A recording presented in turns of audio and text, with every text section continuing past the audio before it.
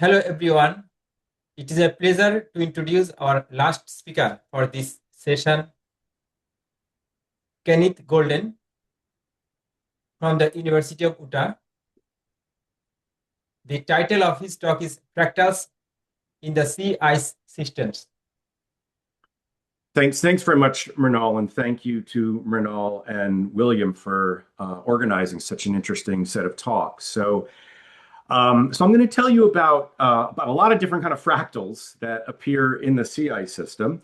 But first, I'd like to just point out that if you just go up to the Arctic or go to the Arctic or go to the Antarctic, and these images here, this is in the Arctic, and these two are in the Antarctic.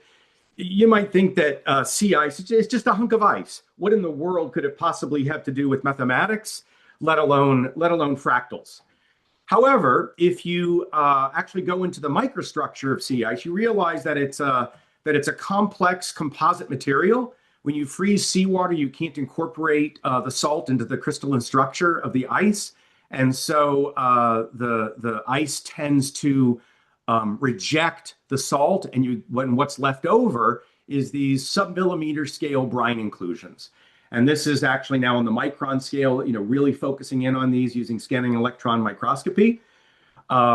This is about a photo I took on about a 10 centimeter scale. So you start to see these fractally type of channels with tree types of structures. And then if you do a horizontal cut across there, you see these very interesting, again, type of fractally types of structures at the micro scale.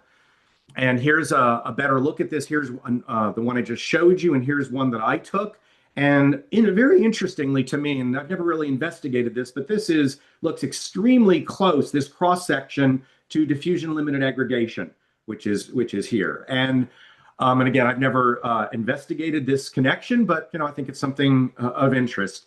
And then here's showing these fractally tree type structures, but on the meter scale. So this is a huge hunk of ice that was extracted using a massive chainsaw that literally runs on a train track. And then you pull it out and get the sun behind it, and then you can see, and this is about 2 meters, something that you're looking at. So it's quite a bit on the large scale.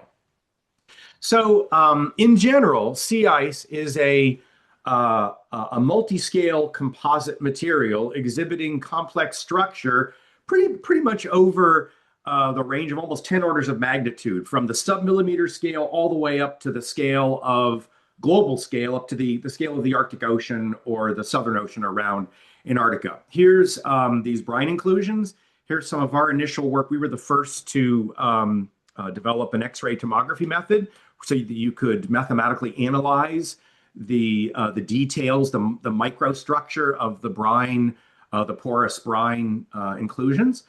Moving up in scale, sea ice, of course, is a polycrystalline material, kind of like metals or rocks.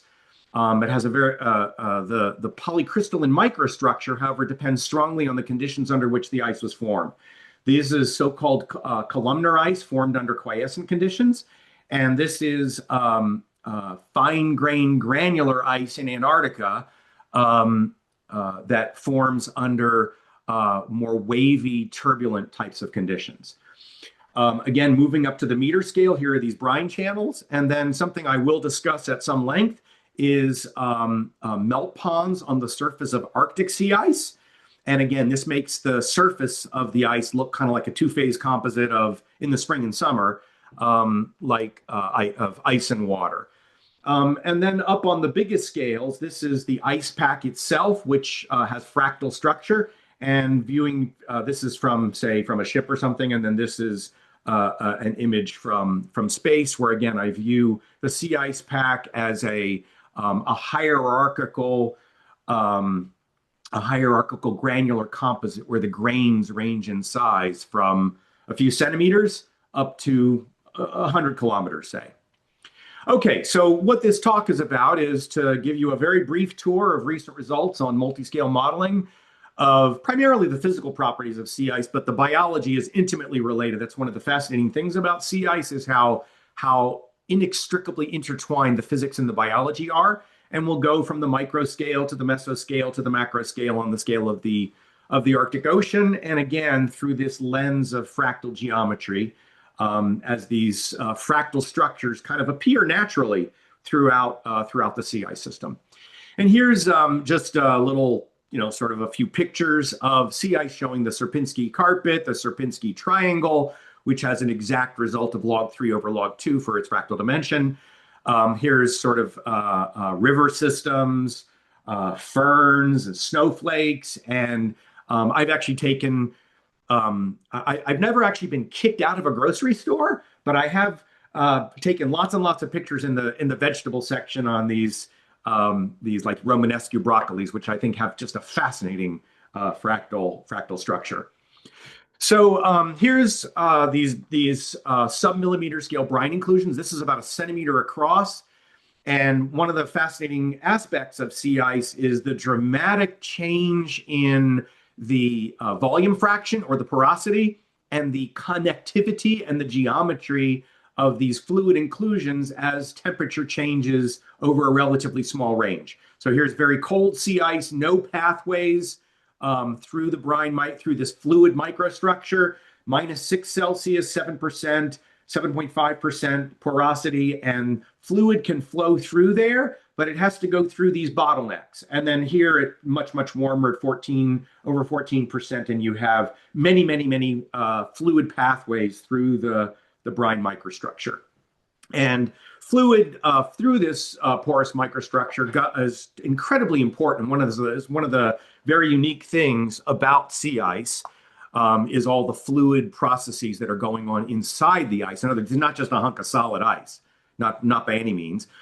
Here are these melt ponds on the surface of Arctic sea ice, and one of the understanding their geometry, their area fraction, and their properties and how they evolve is extremely important because ultimately, whereas white snow and ice reflect incoming solar radiation, the ponds on the surface absorb it. So getting long-term melt rates and understanding the future of the Arctic and the Antarctic ice pack, or particularly the Arctic ice pack in this case, it's very important to understand how these ponds evolve because they ultimately determine the albedo or the reflectance of the ice pack itself. And another very interesting feature of sea ice is that they're in these little sub-millimeter scale brine inclusions actually are ecosystems in themselves. There's algae, bacteria, nematodes, viruses, all sorts of life that is present inside these inclusions.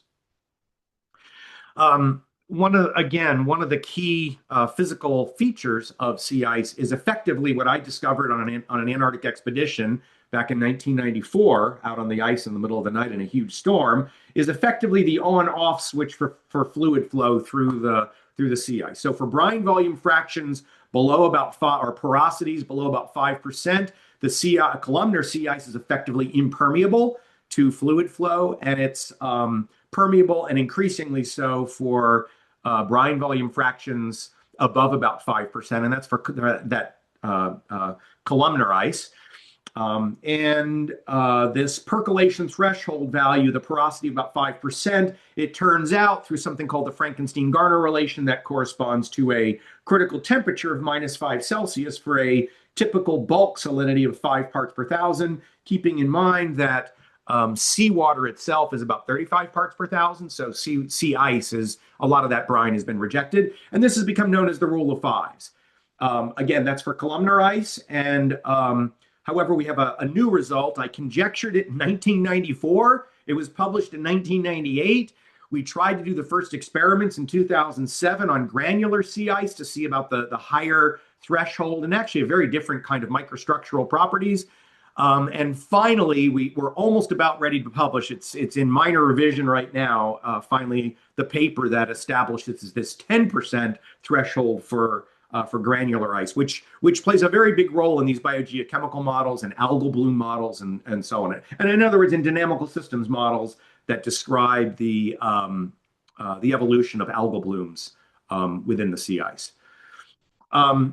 The next kind of big step was above that 5% threshold is how do you predict the fluid permeability? And this is the predictions of percolation theory. There's the 5% threshold. This is the best known estimate for the critical exponent that describes the takeoff of the permeability above the threshold. And then this scaling factor in front is not a fudge factor, but we actually compute that, and we use so-called critical path analysis, which is sort of was studied in the context of doped semiconductors, actually. And anyway, I view this cover of Geophysical Research Letters. I view this as kind of homogenization in action, how the small scale structure at the centimeter scale controls the large scale structure, such as the evolution of these ponds on the surface of the ice. Okay, now I've actually been studying sea ice since I was literally in high school. I spent my senior year in high school going over to NASA and looking at satellite images of Antarctic sea ice. And then my undergraduate years at Dartmouth, I worked at CREL, the Cold Regions Research and Engineering Laboratory. And so I've been looking at sea ice pictures for a long time throughout my life. And back in the 1990s, there was a large Office of Naval Research accelerated research initiative on sea ice electromagnetics. And I'll never forget sitting in one of these conferences that we had, talking with a bunch of sea ice optical experts. And we were all sitting there saying, you know, boy, that brine microstructure of sea ice looks awfully fractally. But nobody had ever done it, and nobody ever asked the question throughout all these years. And anyway, so I started a brilliant freshman who was working. I work with a lot of high school students, a lot of undergrads, as well as, of course, PhD students and postdocs. And Nash Ward got a start on this problem. And man, all of a sudden, he started getting really interesting results on the box counting dimension of the three-dimensional porous microstructure of brine. Here's just this famous issue of as the boxes get smaller, the number of boxes that it takes to coat the boundary goes off to infinity, and the exponent that describes that is of course, is the box counting fractal dimension. And much to our surprise, and it took a while to sort through this because we seemed to get results that were just like almost too good to be true. In other words, and again, it was surprising to us, and we've checked it so many times now, that here's an exact curve. Originally, it was found in the context of porous sandstones by Katz and Thompson in a PhysRev letter a long time ago. And then a follow-up paper by Yu and Lee actually found some exact mathematical results for the Sierpinski triangle and so on, where they get this red curve, an exact result for the say for the Sierpinski tetrahedron in 3 dimensions. And then lo and behold, here's our data from that X-ray tomography, which lies right on this exact curve, which again, we did not expect that at all. That was pretty surprising. And now what's something that's even more surprising, I'm going to show you that literally this is work of a freshman, Natasha Smith. She started working with me as a high school student a couple of years ago. And anyway, we never even asked the question about those large melt ponds on the surface. We've done a lot of work on the fractal dimension of melt ponds. However, we never asked what's the analogous question to the fractal dimension as a function of, for the brine microstructure, it's porosity, but for the melt ponds, it's the area fraction of the ponds. And here we are. So Natasha asked the question and then found these results. The dotted red line is that red curve, and then these are actually simulations from a numerical model of melt ponds that we know gives correct values for the fractal dimensions of the melt ponds and so on. So, we're actually now looking in the process of looking at real melt ponds and comparing here. But anyway, this was really surprising to us, and it's a point of view that I've had pretty much all my career, or sort of asking, are brine inclusions like tiny melt ponds, or are melt ponds like giant brine inclusions? Anyway, I guess what we're finding now is, they're pretty much identical geometrically. They satisfy the same kind of scaling laws, which again, we found fascinating. This is sort of a diagram that we put together about the biology of this hierarchical picture showing now that we have all this information about the fractal geometry of the brine phase. Here's it looks like a typical sea ice core that we extract from the ice, take one little piece and blow it up, and then take a couple of millimeters and blow that up, and you see all these different critters.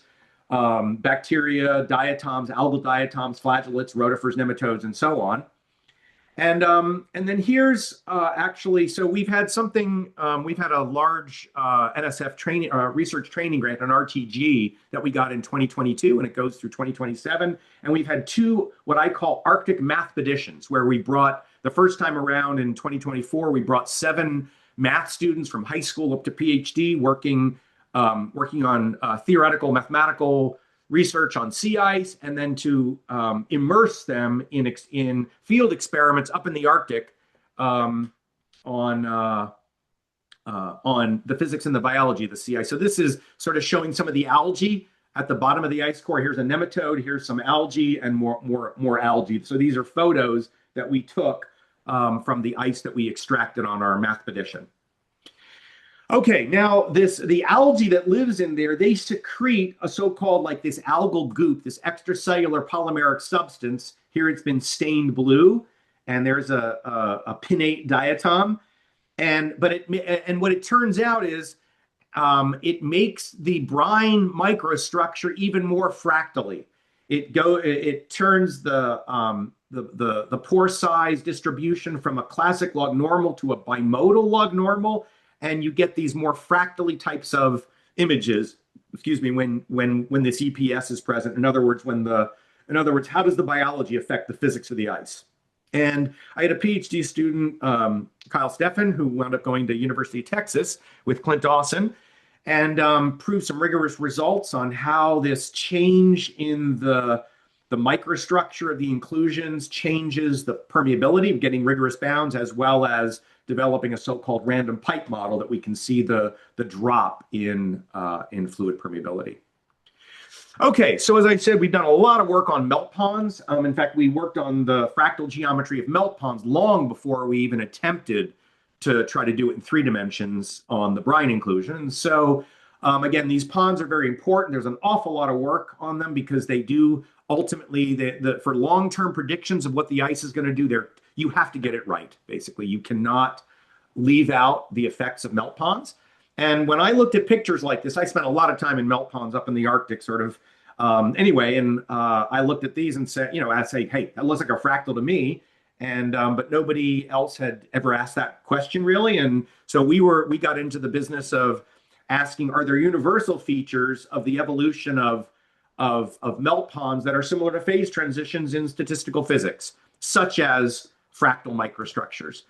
And we found something absolutely fascinating. We thought we would see a fractal dimension, of course, or something like that, but we didn't anticipate that we would see such a fascinating transition where the small melt ponds, they're basically Euclidean in nature. Their boundaries are Euclidean, but as they grow, they start to coalesce and have very complex, high perimeter boundaries. And so then our first work was to observe that melt ponds exhibit a fascinating transition in the fractal dimension around a transition point of around 100 square meters when the ponds are like that. These are actual ponds that are from these data points here. So here's like a Euclidean pond. This pond here is right in the transition zone where it's trying to become self-similar. And then here's a fractal pond with a boundary that's trying to behave like a space-filling curve of fractal dimension 2. Brady Bowen was a freshman I had in Calc 3. In fact, I'm teaching Calc 3 now. I hope I get another Brady Bowen out of this. And anyway, he led this work and was published in the Journal of Fractal Geometry, where he came up with a random Fourier series representation of the surface topography of sea ice, which we then simply look at the level sets of that. And as the horizontal plane keeps rising, that's like the water level going up. And we start with very simple Euclidean ponds, and then they start to grow and coalesce, and the boundaries start to become more and more perimetery and fractally. And in fact, we are able to reproduce the transition in the fractal dimension and study that transition as a function of the statistical parameters which define the random surface. We also asked the question, like, what is really driving this transition in the fractal geometry? And that launched us into a long interlude into Morse theory, where we were first able to kind of prove that we're using one of Morse's big theorems that you can only get a change in the topology as you go up over, as the water level or the level curve goes up over a saddle point. And then we looked at a proxy for the fractal dimension, namely the isoperimetric ratio. And then we discovered that indeed this Morse theory is really important here in the sense that you keep raising the water level up, and then you get these jumps, these upward jumps in the proxy fractal dimension, namely the isoperimetric quotient, right at the moment that the water level goes up over these saddle points. And that's what you see here. These discrete jumps, those are all saddle points of the surface topography. And anyway, it's a fascinating process, and really sort of helped us understand what was driving this transition in fractal geometry. And then another thing that got us into was the Euler characteristic. Now, the Euler characteristic itself is some topological invariant for a surface. However, what is so fascinating, though, is to study the Euler characteristic not as a topological invariant for the whole surface, but as a function of the flooded region, the flooded part of the surface as the water level goes up. So in this context, the Euler characteristic can be calculated as the number of minima plus the number of maxima, the maxima plus the minima minus the number of saddles. So at the bottom, you're just hitting all these minima. So the Euler characteristic curve is going, and by the way, this was like a total mess for a couple of years until we finally realized that we should just average everything, do all the averaging, do the work on the, not real melt ponds, but these simulations, which give great results and really tell you what's going on. So the number of maxima and minima, they keep going up, up, up, up, up, and then finally you start hitting all these saddles. And so then that brings the Euler characteristic down, and then amazingly, the zero of the Euler characteristic curve, the expected Euler characteristic curve, matches exactly to the percolation threshold of area fraction. Again, unexpected, but it connected us, our work on melt ponds, with all these other interesting, more mathematical discussions of the Euler characteristic, where they found similar things, which was kind of viewed as a big result because it's kind of relating percolation theory to like giant cycles in algebraic topology, which are not supposed to be connected. Anyway, there's some deep mathematics there, we believe. Okay, another major approach that we initiated was to look at these melt ponds. It was to apply the Ising model. The Ising model was 100 years old, developed to understand ferromagnetism. And we've adapted this model to understand the geometry of Arctic melt ponds. Here's magnetic domains in cobalt, there's Arctic melt ponds. Here's magnetic domains in cobalt, iron, boron, here's melt ponds. And rather than minimizing the overall magnetic energy, we're minimizing the overall gravitational energy of the system, namely the ponds, the water wants to settle in the potential energy minima, namely the lowest points of the topography. And so instead of spin up, spin down, we had spin up is water, ice is down, spin down. The random magnetic field represents the snow topography. And starting with initial configurations, as the Hamiltonian energy is minimized by Glauber spin flip dynamics, the system flows toward these metastable equilibria. So here's real melt ponds, here's our simulated melt ponds, and we also nail that transition in the fractal dimension, which is, again, was the original reason for looking at the Ising model. The ice pack itself is also a fractal. Actually, this is a beautiful, the Apollonian gasket, which was sort of one of the first published models of the ice pack, which I think is really interesting. And here's some photos showing the self-similarity of the ice pack in the Antarctic, taken by my colleague Takanobu Toyota. And so you take a small piece of the ice pack, blow that up, and it looks just like the big scale. And again, I had I've had a lot of brilliant high school students working with me. So there was another project that we worked on in the geophysics literature. They seem to equate the fractal dimension with the flow size, the flow size distribution exponent of the flow sizes. And in some cases, and so anyway, so we started looking into this mathematically. led by this high school student, Adam Dorsky. And what he found was it's just not always true, as we sort of suspected. Like for the Apollonian gasket, it's true. For a random version of the Sierpinski triangle, it's true. But for real sea ice, it's there's more to it. And then finally, on the largest scale, this is the so-called this is the Arctic ice pack. The sea ice concentration field tells you how much ice is in a given, say, 25 kilometer by 25 kilometer satellite data point. And anyway, and so the gray here is the dense core of the ice pack, higher than 80%, bigger than 80%. The blue is open water. And then the marginal ice zone where all the action is between 15 and 80%. So that's the white.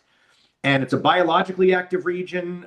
It's where you get significant wave activity, and it exhibits a dramatic annual cycle. And we had a new paper published in, I think, Scientific Reports, where we treated it as a mushy layer, like in porous media. Anyway, and it reproduces amazingly this dramatic annual cycle where the position of the MIS moves northward by 1,500 kilometers. It widens by a factor of 4. And anyway, we've developed a multi-scale partial differential equation model to predict all this and describe all this. However, what I want to show you though is, as again, looking at all these melt pond images, the boundary of the MIS looked very fractally. And again, I started I think a freshman on this project a long time ago. The light blue is winter MIS, looks not very fractally, but the summer MIS has a lot of perimeter for the area. So anyway, that triggered a multi-year project, which was just published in Environmental Research Letters recently, where we found this dramatic annual cycle that repeats itself almost exactly every year. And this was led by Julie Sherman, a PhD student who finished last year, is at UC Santa Barbara now. And here you see some of these differences in the very perimetery versus a winter one. And then also here's sort of the over the satellite era, and the amazingly, this pattern repeats itself almost exactly every year. It's kind of dramatic, and there is a slight decrease over the satellite era in the fractal dimension, the values of the fractal dimension. It sort of keeps decreasing. However, it's tiny. It's kind of amazing. I should say one of the things that's so interesting about this is it's the boundary of the marginal ice zone that interacts with thermal fluxes as well as waves. And one of the interesting things about our work here was that it shows that hey, if you have these fractal boundaries, you're going to get different kind of interactions of waves with the marginal ice zone versus a nice smooth boundary, and similarly with thermal behavior as well. This is a graph of the geographical distribution of the average fractal dimension, showing near the coastlines you get these much higher values. And then, so in conclusion, these fractals appear naturally throughout the sea ice system. Our mathematical studies of sea ice, of course, it tells us a lot about sea ice, but it advances the theory of composites, inverse problems, and other areas of science and engineering, such as the fractal geometry of natural structures. And ultimately, our research is helping to improve projections of what Earth's ice packs might do in the future, as well as the ecosystems they support. And I like to, sort of say this is that modeling sea ice always seems to lead us into sort of unexpected areas of math and physics. And thanks to the Office of Naval Research as well as NSF for supporting this research for many years. So thanks very much for your attention. Thank you. Any question to the speaker?